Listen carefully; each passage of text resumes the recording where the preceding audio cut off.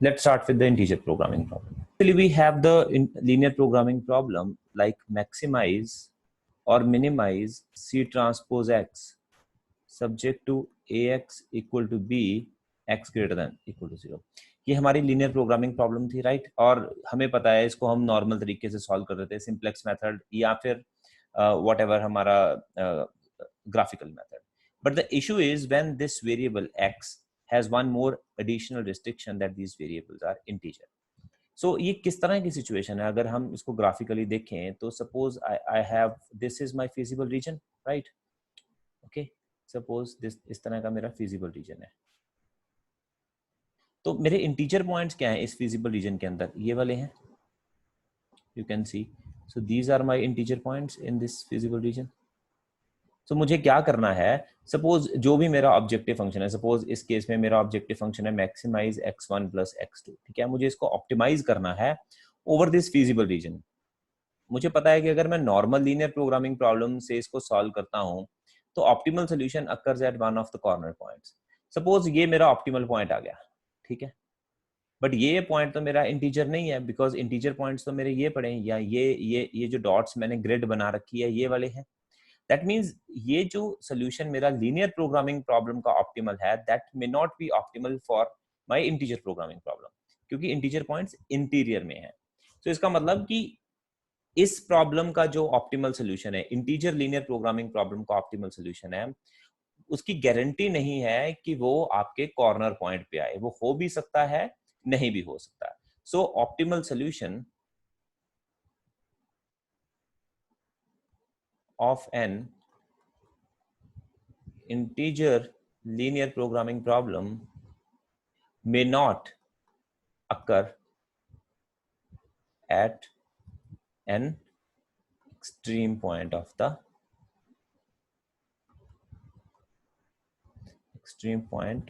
the feasible region, क्योंकि वो interior में है. अब क्वेश्चन ये है कि हम इसको हंट कैसे करें, इस तरह के जो इंटीरियर में हमारे पॉइंट्स हैं उसको कैसे निकाला जाए. ओके, तो उसके लिए क्या करेंगे? हम एक प्रॉब्लम से शुरू करते हैं. Okay, let's start with one problem. Consider a LPP. यहीं से मैं सारी की सारी स्टोरी आपको एक्सप्लेन कर देता हूं. So you take a LPP maximize 7x plus 9y subject to minus x plus 3y less than or equal to 6, 7x plus y less than or equal to 35, xy greater than or equal to 0 and integers. Okay, अब इसका feasible region draw करते हैं जरा. Feasible region हमारा है ये. अच्छा, एक बात का ध्यान रखना है इंटीजर प्रोग्राम के केस में. नोट, इन एग्जाम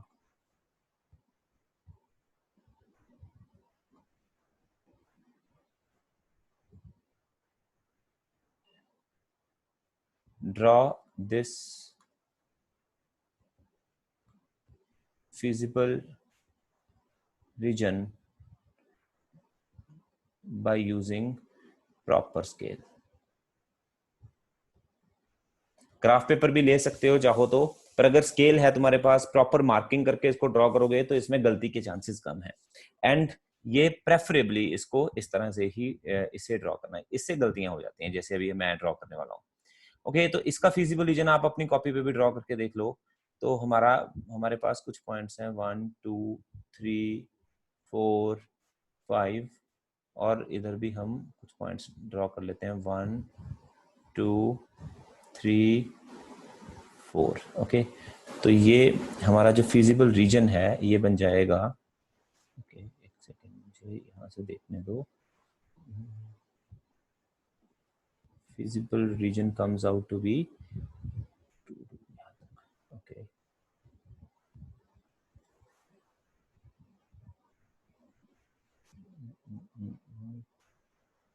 ओके, ये हो जाएगा कुछ आपका. यहाँ से हम इसको ये लाइन ड्रॉ करते हैं.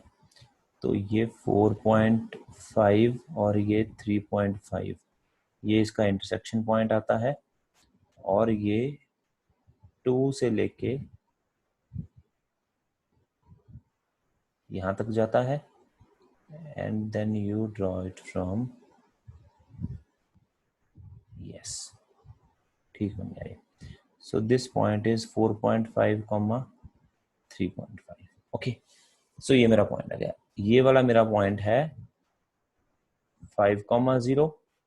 ये वाला मेरा पॉइंट है, I think, let me check, ये मेरा पॉइंट है 0,2। अच्छा, बाकी के इंटीजर पॉइंट्स मेरे ये पड़े, ये वाले मेरे इंटीजर पॉइंट्स हैं। ओके, ये बाहर है थोड़ा सा, सी, ओके, ये वाले मेरे हैं इंटीजर पॉइंट्स।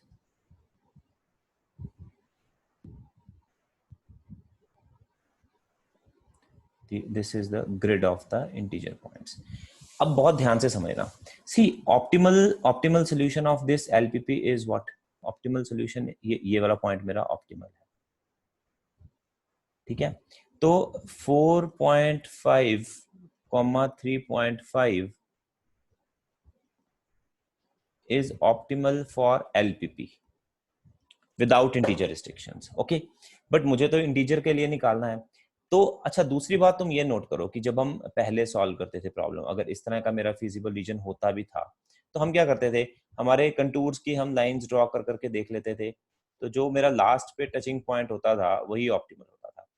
बट अब मुझे पता है कि मेरा लास्ट टचिंग पॉइंट तो इंटीजर नहीं है, तो मुझे क्या करना पड़ेगा, मुझे पीछे की तरफ आना पड़ेगा। तो मैं पीछे की तरफ आना शुरू करता हूँ। जैसे ही मैं पहले इंटीजर पॉइंट को टच करता हूँ, that becomes my optimal point. But you see कि जैसे मैं अंदर की तरफ आता हूँ तो मेरा पॉइंट कहीं ना कहीं इंटीरियर में होगा, ठीक है। थ्योरेटिकली ये बात समझ लगती है कि मैं जिस डायरेक्शन में बढ़ रहा हूँ and last touching point is not integer, तो मैं थोड़ा सा पीछे आता हूँ, कॉम्प्रोमाइज करता हूँ। जैसे ही मेरे पास इंटीजर पॉइंट आ जाता है और the last touching integer point आ जाता है, वो मेरा ऑप्टिमल है। बट वो ठीक ऑप्टिमल होगा, पर उसको हंट कैसे किया जाए, that is the main issue. Theoretically तो बात समझ लग रही है, बट उसको इंप्लीमेंट कैसे करें। जैसे यहाँ पर दिख रहा है कि जो मेरे लास्ट, अगर जो भी मैं कंटूर ड्रॉ करता हूँ, हो सकता है ये इंटीजर ऑप्टिमल हो सकता है ये वाला भी ऑप्टिमल हो, बिकॉज क्या पता कंटूर की डायरेक्शंस क्या है, हो सकता है इधर वाला भी कोई ऑप्टिमल आ जाए अगर थोड़ा पैरेलल हुआ।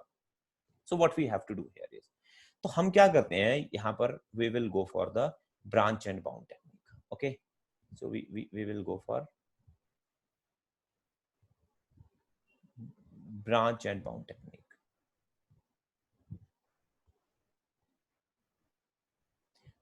So this is one of the most popular techniques to solve integer programming problems. There are other methods also called cutting plane techniques and many others, but in your syllabus we have branch and bound techniques. So branch and bound technique में क्या है कि हम feasible region की branching शुरू कर देते हैं। ब्रांचिंग इस तरह से करते हैं कि हमारा कोई भी इंटीजर पॉइंट मिस ना हो। ओके, तो क्या करेंगे, अच्छा, अब ब्रांचिंग हमें ऑप्टिमल पॉइंट से करनी है। You see my optimal point is 4.5, 3.5। अब नोट करने वाली बात यह है कि अगर मैं x की बात करूं, सी x इक्वल टू 4.5, ठीक है। यू सी ये 4.5 ये कहीं यहां पर लाई कर रहा है, ये 4.5 मेरा है, यहां पर कहीं लाई कर रहा है x की वैल्यू। एंड यू सी इससे पहले इंटीजर पॉइंट मेरा ये है 4, और इसके बाद वाला इंटीजर पॉइंट मेरा ये है 50। 4 to 5 के बीच में तो मेरा कोई इंटीजर पॉइंट नहीं है, इसका मतलब इस पूरी स्ट्रिप के अंदर कोई इंटीजर पॉइंट नहीं है। वी कैन सी क्या होगा अगर मैं इस पूरी की पूरी स्ट्रिप को हटा दूं अपने फिजिबल रीजन से। आई am not missing any integer point, because मुझे तो मेरा फिजिबल रीजन तो वो वाले इंटीजर पॉइंट्स हैं जो इस बाउंड्रीज के अंदर इनक्लोज्ड है। तो अगर मैं ये बीच वाली 4 to 5 के बीच वाली स्ट्रिप हटा देता हूं, I am not missing anything. So मैं क्या करता हूं, मैं यहाँ पर एक ट्री बनाना शुरू करता हूँ, ब्रांचिंग ट्री बनाना शुरू करता हूँ कि सपोज मेरा ऑप्टिमल पॉइंट था 4.5, 3.5, right, and my objective function value here is z equal to, let me see from here, my value of z here comes out to be 63. okay, so my z value comes out to be equal to 63. अब मैं क्या करता हूँ, मैं यहाँ पर branching कर देता हूँ। मैं ये कहता हूँ कि 4 और 5 के बीच में तो मेरा कोई इंटीजर पॉइंट नहीं है। सो व्हाट आई डू, आई से my integer points lies either when x is less than or equal to 4 or it is lying in the region when x is greater than or equal to 4. So what I am doing, I am branching this feasible region into two parts. या तो मेरे integer point ये x equal to 4 line के इस तरफ होंगे, left side पे होंगे, या मेरे integer point x equal to 5 ये लाइन होगी, ये लाइन है थोड़ी कर्व सी बन गई है, थोड़ी ड्राइंग है, या ये इसके इस तरफ होंगे. So either they lies in the region x less than or equal to 4 or they lie in the region x greater than or equal to 4.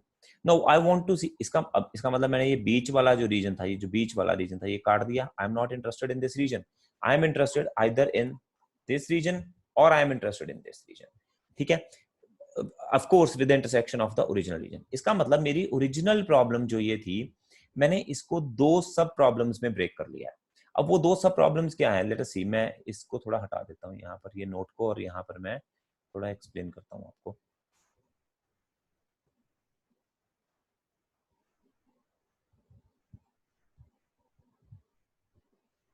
Okay, तो ये मेरी दो सब प्रॉब्लम्स क्या होगी. तो एक प्रॉब्लम तो मेरी बन गई LP1. LP1 में मैंने क्या किया, इस ओरिजिनल प्रॉब्लम में मैंने कंस्ट्रेंट ऐड कर दिया x लेस देन और equal to 4. Means my problem becomes maximize 7x plus 9y subject to minus x plus 3y less than or equal to 6, 7x plus y less than or equal to 35, और additionally constraint क्या add किया, x less than or equal to 4, x y greater than or equal to 0. अब अगर मैं ये वाली LPP consider करता हूँ, इसका मतलब मैंने क्या किया कि ओरिजिनल वाली LPP जो ये रेड लाइन से है, उसके एडिशनली मैंने ये वाला एक कंस्ट्रेंट और ले लिया, तो मेरा फीजिबल रीजन ये बन गया. तो I am solving this problem. और दूसरी क्या हो सकती है, या फिर मेरा फीजिबल रीजन क्या हो सकता है, ये that maximize 7x plus 9y subject to minus x plus 3y less than or equal to 6, 7x plus y less than or equal to 35, x greater than or equal to 5, xy greater than or equal to 0, and integers here also. Okay, तो दूसरा reason मेरा क्या हो गया ये. इसका मतलब मैं ये समझता हूं कि मेरे इंटीजर पॉइंट्स, मुझे तो अपने फिजिबल रीजन के ऊपर ऑप्टिमाइज करना है. फिजिबल रीजन मेरे इंटीजर पॉइंट्स हैं, वो इंटीजर पॉइंट यहाँ इधर है या इधर है, ये बीच वाली स्ट्रिप मेरे किसी काम की नहीं, मैंने पूरे का पूरा फिजिबल रीजन ही हटा दिया. अब मैं ये देखता हूं कि जो मेरा बच गया हिस्सा, उस पे मेरा ऑप्टिमल सोल्यूशन क्या आया. जो मेरा बच गया, अब वो अपने आप में एक लीनियर प्रोग्रामिंग प्रॉब्लम है, उसके 4 कॉर्नर हैं, 1 2 3 4 कॉर्नर्स हैं. तो अब ऑप्टिमल सोल्यूशन इन्हीं 4 में से किसी एक कॉर्नर के ऊपर आएगा सपोज, और इस केस में हमारा ऑप्टिमल सोल्यूशन इस कॉर्नर के ऊपर आता है. ये कॉर्नर पॉइंट मेरा क्या बन जाता है, ओके लेट अस सी. ये कॉर्नर पॉइंट है मेरा, एक मिनट में बताता हूं आपको. दिस बिकम्स 4,10/3 और दूसरा है 5,0. So my corner point is this is 4,10/3. So when I add this constraint x less than or equal to 4, my corner point is 4,10/3 with my z value as, इसमें put कर देते हैं 3 3 9 30 plus 28 58. और अगर मेरा x ग्रेटर देन और equal to 5, ये ध्यान से समझना, अगर मैंने ओरिजिनल फिजिबल रीजन का इंटरसेक्शन लिया है x ग्रेटर देन और इक्वल टू 5 के साथ, तो वो क्या बनेगा. If you notice here that x, ये जो point है 50, this is the only point that has the intersection with x greater than or equal to 5. So the only point I get here is 5,0, और वही optimal है. और z value इस case में कितनी आएगी, 35. ओके, सो मैंने क्या किया, मैंने ब्रांचिंग कर दी ओरिजिनल फिजिबल रीजन को, जो कि ये था, ये जो दिया हुआ रीजन, इसका ऑप्टिमल था 4.53, वो नॉन इंटीजर पॉइंट था. मैंने क्या किया, इसको ब्रांच करके देख लिया कि रिड्यूस्ड फिजिबल रीजन में एक ऑप्टिमल मेरा यहां पर आ गया, एक ऑप्टिमल मेरा 50 आ गया. Now you see 5,0 is an integer point, पर इस पे ऑब्जेक्टिव फंक्शन की वैल्यू है 35. दूसरा मेरा ऑप्टिमल सोल्यूशन है 4,3, इस पे वैल्यू है 58. तो क्या मैं ये कहूं कि मेरा 50 ऑप्टिमल आ गया है? नो. यू सी, जो मेरा दूसरा फिजिबल रीजन है उसमें अभी भी स्कोप है, लाइक उसमें 58 वैल्यू आई है. सो अगर मैं यहाँ पर, और क्योंकि ये इंटीजर नहीं है, इस पे मैं फर्दर ब्रांचिंग करता हूं, तो पॉसिबिलिटी है कि I can get an integer point where the objective function value is more than 35 because I am maximizing. So मैं क्या करता हूं, मैं दोबारा से ब्रांचिंग रिपीट करता हूं. अब किस तरह से करूंगा, यहां पर मेरा नॉन इंटीजर पॉइंट क्या है 4,10/3. तो मैं क्या करता हूं, ये जो मेरा ये वाला 4,10/3 है, राइट, मैं इस रीजन को where z is 58, मैं इस वाले को मैं यहाँ दोबारा लिख लेता हूँ सर्कल को, मैं इसको दोबारा से ब्रांच कर देता हूँ. ओके, तो I am continuing from here to here. तो मैं कैसे करूंगा, अभी x तो मेरा इंटीजर है, नॉन इंटीजर कौन है 10/3. 10/3 का मतलब ये हुआ कि मेरे इंटीजर पॉइंट्स या तो इस 3 से नीचे होंगे या इंटीजर पॉइंट ये 4 से ऊपर होंगे. तो बेसिकली मुझे क्या करना है, मैं ये यहां पर ये समझता हूं कि जो मेरे y है, y is either less than or equal to the greatest integer of 10/3 or y is either greater than or equal to the greatest integer of 10/3 plus 1. Getting it? तो ये मैंने फ्लोर और रूफ वाली story कर ली. यहां पर भी मैंने यही किया था. मेरा पॉइंट क्या था 4.5, तो x क्या था, x या तो मेरा लेस देन और इक्वल टू था ग्रेटेस्ट इंटीजर ऑफ 4.5 जो कि 4 था, या ये क्या था greatest integer of 4.5 plus 1, right. तो यही किया मैंने पहले भी, अभी भी मैं यही करता हूं कि मैं इस नॉन इंटीजर पॉइंट की ग्रेटेस्ट इंटीजर वैल्यू ले लेता हूं, या तो उससे कम होगा या 1 प्लस करके उससे ज्यादा होगा. तो दैट मींस इस केस में मेरा इंटीजर पॉइंट या तो इस लाइन के नीचे लाई करेगा या x ग्रेटर देन और इक्वल टू 4 लाइन के ऊपर लाई करेगा. बट यू मेक श्योर कि जो मैं अभी ये जो रीजन ले रहा हूं, ये जो मेरी बाउंड्री बनी हुई है, ये वाली, ये ग्रीन, मुझे इसी में फर्दर ब्रांचिंग करनी है. Okay, so let us do it with the blue line. Okay, तो मेरा अभी मेरा नया फीजिबल रीजन क्या बन जाएगा, ये यहां से ये, सॉरी ये, और यहां से ये. ओके, रिड्यूस्ड फिजिबल रीजन को मैं आगे काटता जा रहा हूं. ठीक है, मैंने क्या किया, ये ऊपर वाली स्ट्रिप जो थी ये सारी काट दी, बिकॉज 3 और 4 के बीच में मेरा कोई भी इंटीजर पॉइंट नहीं है. ओके, सो इट मींस मेरा ऑप्टिमल सोल्यूशन या तो ये कॉर्नर, इसके कॉर्नर्स कितने हैं, ये देखो ये सारे कॉर्नर्स हैं, इन कॉर्नर्स के ऊपर होगा, या फिर मेरा ऑप्टिमल सोल्यूशन इस दूसरे रीजन में होगा. बट मैं देखूं क्योंकि मैंने इंटरसेक्शन किसके साथ दी थी, मैंने ये 10/3 के साथ, यहां तक मेरा ओरिजिनल रीजन था, इसकी इंटरसेक्शन ग्रेटर देन और इक्वल टू 4 के साथ एम्प्टी है, तो मेरा दूसरा फिजिबल रीजन क्या है, empty. So there is no solution infeasible. वो मेरा नोड फाथम्ड है, मुझे सिर्फ यहां पर कैलकुलेट करना है. तो ये कितनी वैल्यू है, 10/3 मींस ये 3 है, y लेस देन और equal to 3. So what is the optimal value, so it comes out to be, ये वाला कॉर्नर पॉइंट मेरा आ जाता है 4,3. Okay, so this corner point comes out to be equal to 4,3, ये वाला point, and that is the optimal in this reduced feasible region. 4,3 with z value कितनी आ गई मेरी 28 और 27, 28 और 27 53. ठीक है, अब देखने वाली बात यह है कि अभी जो मेरे नोड्स हैं, यहां पर इंटीजर पॉइंट आ गया, ये वाला नोड इनफिजिबल है, आगे मैं नहीं फैदम इसको ब्रांच कर सकता.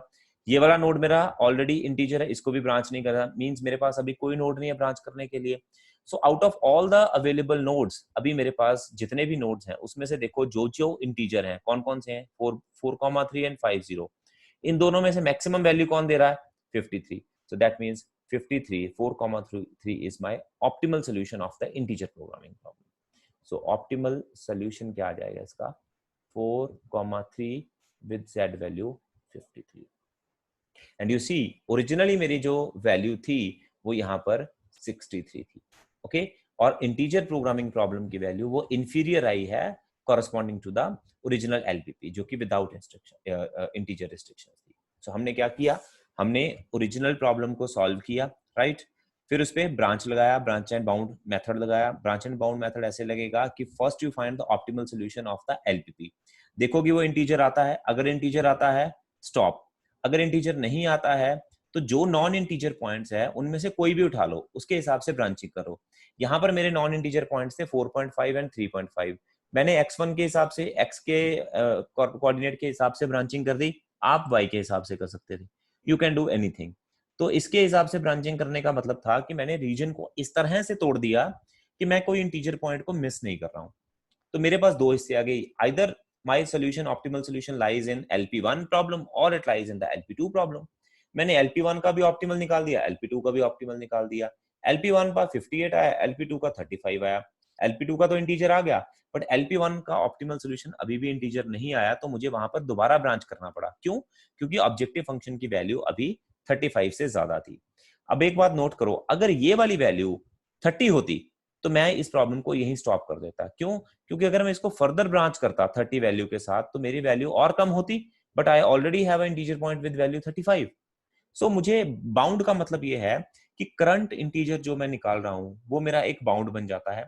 अगर नॉन इंटीजर पॉइंट वाली वैल्यू उस बाउंड से ज्यादा है तो आप उसको फर्दर ब्रांच करो, अगर नॉन इंटीजर वाली वैल्यू उस बाउंड से कम है तो ब्रांच करने की जरूरत नहीं है।